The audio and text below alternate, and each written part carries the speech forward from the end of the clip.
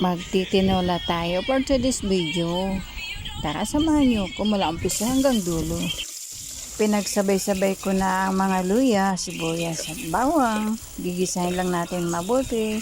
Sunod na ang manok. Ano ba ang paborito mo sa parte ng manok? Basta ako pakpak lang. Hanggang sa pakpak lang talaga ang gusto ko. Pero pag lechon, lahat paborito ko. At lagay na natin ang seasoning, asin, paminta, bitchin at Maggi cube.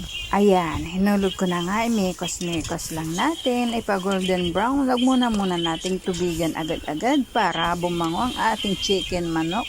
Takpan muna natin ng ilang minuto.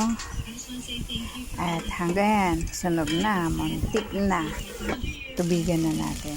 Pero okay lang yan. Masarap yan pag dry na dry bago mo siya tubigan para ang tinola natin ay sobrang bango. Amoy pa lang talagang magugutom ka na.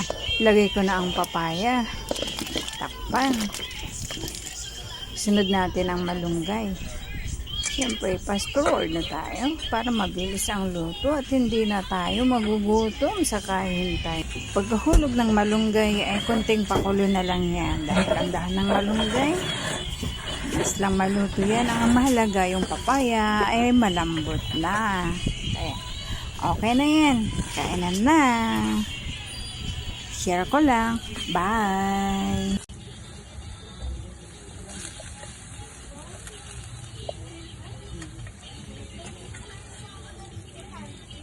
Dito sa North.